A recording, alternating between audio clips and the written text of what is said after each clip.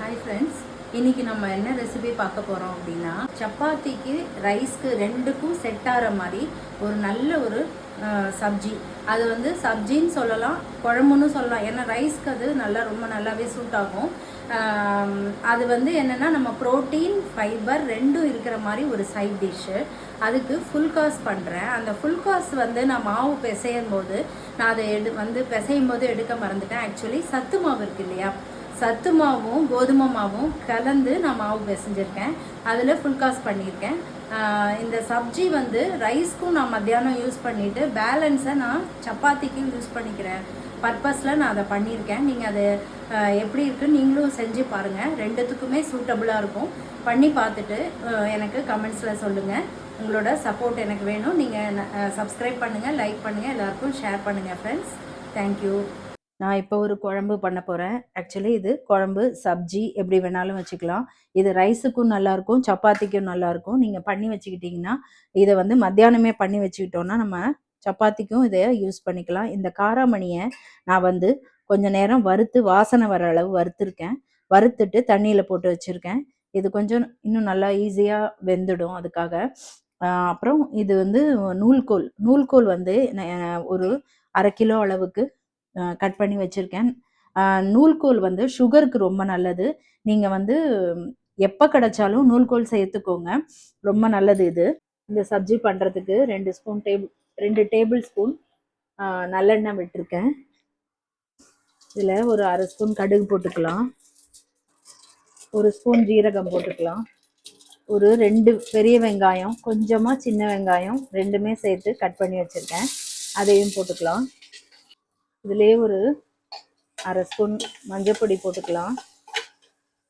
இது வந்து ரைஸு, சப்பாத்தி, தோசை அந்த மாதிரி எல்லாத்துக்குமே இந்த சைட் டிஷ் வந்து ரொம்ப நல்லாயிருக்கும்.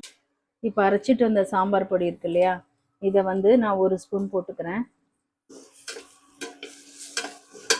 சாம்பார் பொடி லைட்டாக அப்படி பிரட்டி விட்டுட்டு ஒரு 4 தக்காளி நல்லா அரைச்சி வச்சுருக்கேன், அதை வந்து இது கூட போட்டுக்கலாம். போட்டு இதோடையே நல்லா கொதிக்க விட்டுக்கலாம். இப்போது நம்ம சப்ஜிக்கு தேவையான அளவு உப்பு போட்டுக்கலாம். போட்டு இது கொஞ்ச நேரம் அப்படியே இதில் லைட்டாக சுண்டட்டும், அப்போ கொஞ்சம் நல்லாயிருக்கும். இப்போ நம்ம ஸ்ப்ரோட்ஸ் வச்சுருக்கோம் இல்லையா, அந்த பாசிப்பயிரில் பண்ணோம் இல்லையா, அந்த ஸ்ப்ரோட்ஸை ஒரு பவுலில் போட்டுக்கோங்க. அது கூடவே நம்ம அந்த ஸ்ப்ரோட்ஸ் வந்து நல்ல ஒரு நான் ஆல்ரெடி உங்களுக்கு எப்படி பண்ணணும் அப்படின்னு நான் பண்ணி காமிச்சேன். நல்லா வாஷ் பண்ணிவிட்டு நைட் ஃபுல்லாக ஊற வச்சுட்டு மறுநாள் ஃபுல்லாக தண்ணியும் வடிச்சிட்டு கொஞ்சமாக வந்து நம்ம தண்ணி ஸ்ப்ரிங்கிள் பண்ணி வச்சாலே முளை விட்டுரும். அது கூட நல்ல ஒரு மாங்காயில் ஒரு சைடு ஃபுல்லாக பொடியாக கட் பண்ணி போட்டிருக்கேன். அப்புறம் கொஞ்சமாக சின்ன தக்காளி ஒன்று, அதை வந்து நம்ம ரொம்ப ஜூஸ் இல்லாத மாதிரி தக்காளி எடுத்து நம்ம போட்டுக்கலாம்.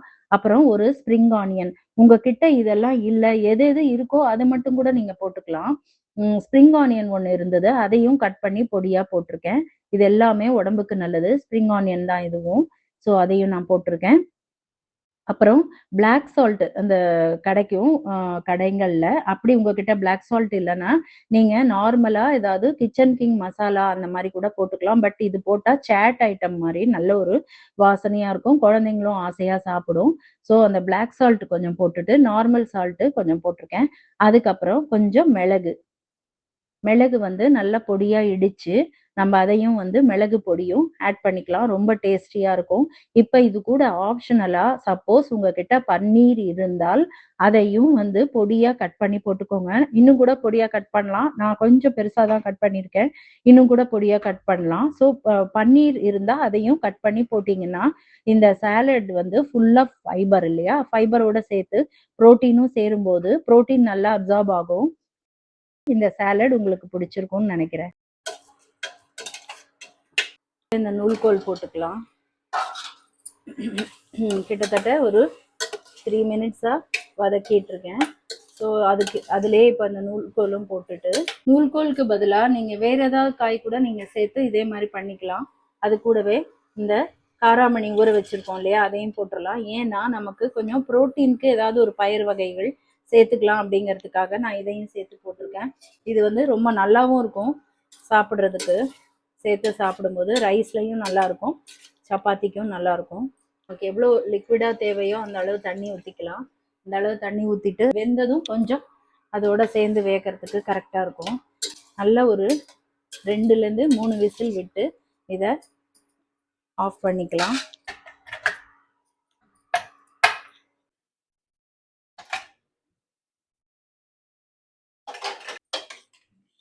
சப்ஜி ரொம்ப சூப்பராக இருக்கும். இதில் நான் நிறைய கொத்தமல்லி தண்டோடு கட் பண்ணி வச்சுருக்கேன். அதையும் கண்டிப்பாக சேர்த்துக்கோங்க.